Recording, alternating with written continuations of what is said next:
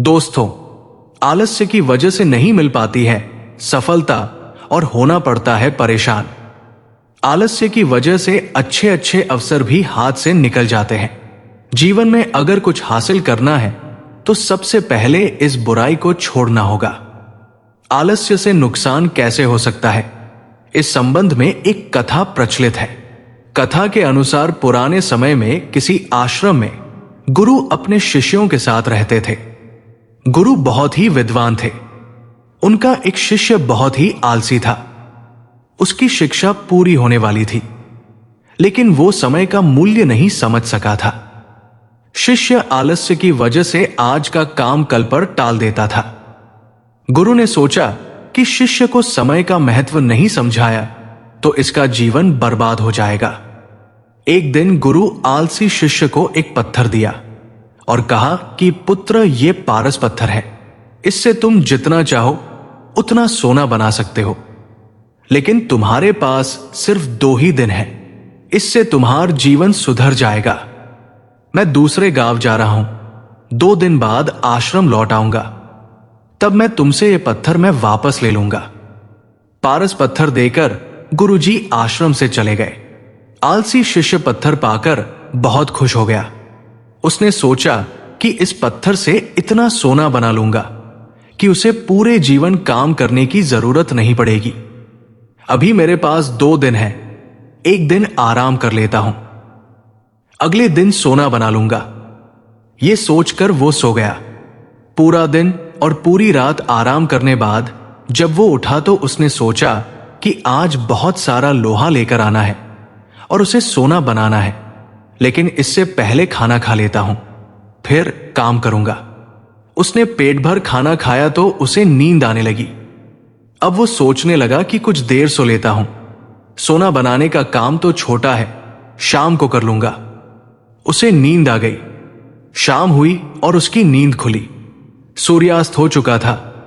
जैसे ही शिष्य उठा तो उसने देखा कि उसके गुरु लौट आए हैं। गुरु ने शिष्य से कहा कि अब रात हो चुकी है, 2 दिन पूरे हो गए, इसीलिए अब वो पत्थर मुझे लौटा दो।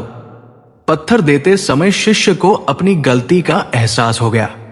उसे समझ आ गया कि समय मूल्यवान है, इसे आलस्य से बर्बाद नहीं करना चाहिए। इस एक बुरी आदत की वजह से कई बार बड़े बड़े अवसर भी हाथ से निकल जाते हैं। इसीलिए आलस्य को तुरंत त्याग देना चाहिए। सत्संग से लाभ कैसे मिल सकता है? एक व्यक्ति ने बुद्ध से पूछा कि आपके उपदेश सुनने के बाद भी लोगों के दुख दूर क्यों नहीं होते हैं? एक व्यक्ति ने बुद्ध से पूछा कि आपके उपदेश सुनने के बाद भी लोगों के दुख दूर क्यों नहीं होते हैं? दोस्तों, वीडियो को लाइक भी करते चले। गौतम बुद्ध और किसान की कहानी। बहुत समय पहले की बात है। मगध राज्य के एक छोटे से गांव में एक किसान रहता था। उसका नाम धर्मन था। धर्मन परिश्रमी था और अपनी खेती बाड़ी के काम में दिन रात जुटा रहता था, लेकिन उसके मन में हमेशा अशांति रहती थी। वो अक्सर सोचता, मैं इतना मेहनत करता हूं, फिर भी मेरे जीवन में सुख क्यों नहीं है? धर्मन के जीवन में कोई बड़ी घटना नहीं हुई थी जो उसकी अशांति का कारण बने, लेकिन वो अपने अंदर एक अजीब सी बेचैनी महसूस करता था। उसका मन हमेशा सवालों से घिरा रहता था। जीवन का अर्थ क्या है? क्यों हम दुखी होते हैं? क्या कोई ऐसा तरीका है जिससे मुझे सच्चा सुख मिले? एक दिन गांव में खबर फैली कि गौतम बुद्ध अपने शिष्यों के साथ पास के जंगल में ठहरे हुए हैं। गांव के लोग बुद्ध की शिक्षाओं के बारे में सुन चुके थे। वे कहते थे कि बुद्ध जीवन के गूढ़ सवालों के उत्तर देने वाले महान संत हैं। धर्मन ने भी उनके बारे में सुना था, लेकिन वो इन बातों को बस कहानियां मानता था। धर्मन का एक पड़ोसी रामू, जो बुद्ध के शिष्य बन चुका था, धर्मन से मिला और बोला, धर्मन, तुम हमेशा जीवन के अर्थ को लेकर परेशान रहते हो। बुद्ध भगवान यहां आए हैं, तुम्हें उनके पास जाना चाहिए। शायद तुम्हारे सवालों के जवाब तुम्हें वहां मिले। पहले तो धर्मन ने इसे अनदेखा कर दिया।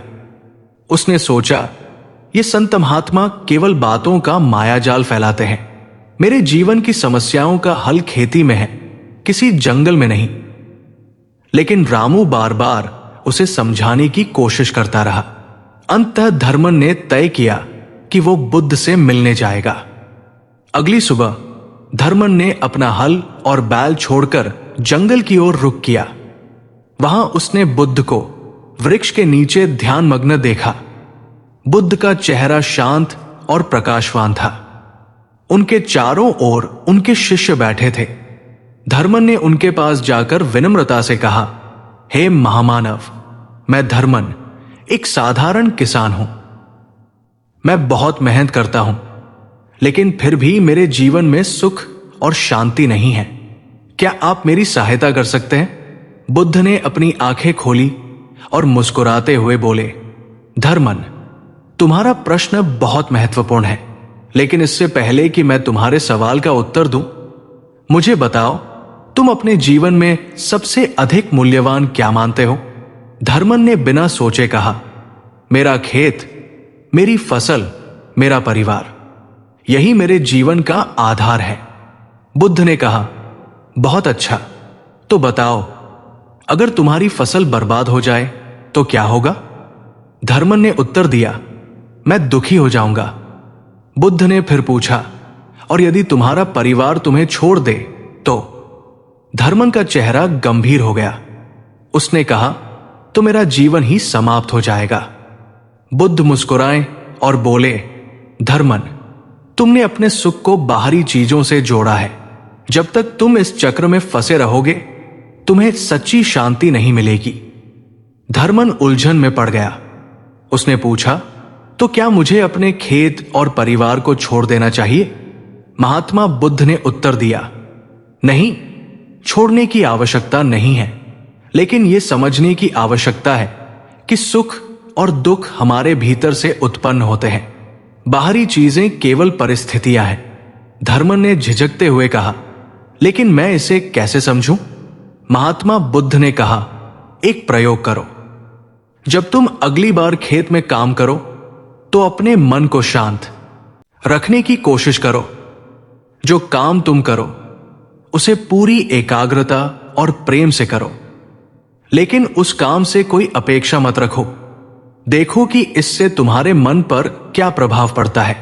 धर्मन ने बुद्ध की बात मानी। अगले दिन से उसने खेत में काम करते समय अपने मन को शांत रखने की कोशिश की। उसने फसल काटते समय ध्यान दिया कि वो काम खुद में कितना सुंदर है। धीरे धीरे वो महसूस करने लगा कि उसका काम बोझ नहीं है, बल्कि एक साधना है। कुछ महीनों में धर्मन का दृष्टिकोण बदल गया। वो समझ गया कि जीवन की असली खुशी उसके भीतर ही है। उसने अपनी समस्याओं को स्वीकार करना सीख लिया और उनसे भागने के बजाय उनका समाधान ढूंढना शुरू कर दिया।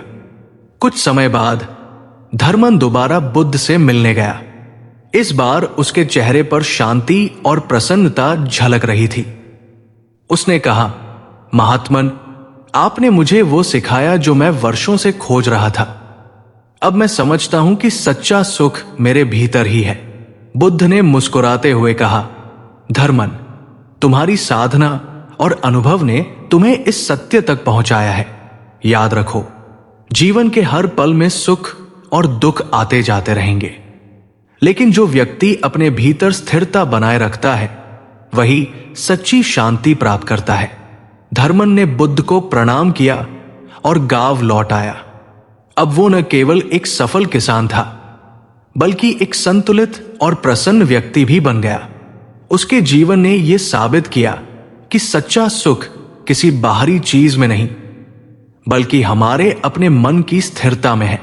गौतम बुद्ध की यह कहानी हमें सिखाती है कि जीवन में समस्याओं और दुखों का समाधान बाहरी चीजों में नहीं, बल्कि हमारे भीतर है। यदि हम अपने मन को शांत और स्थिर रखें तो सच्ची शांति और सुख की प्राप्ति संभव है।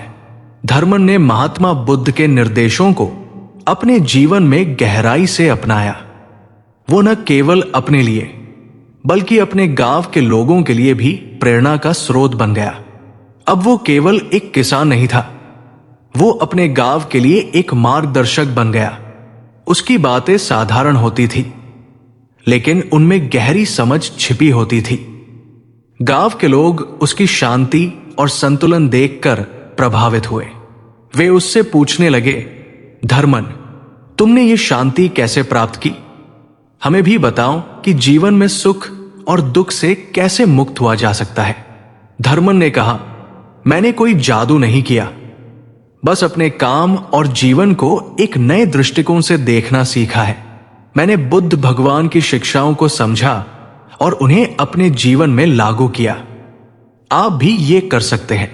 धीरे धीरे धर्मन के शब्द गांव के हर घर में गूंजने लगे।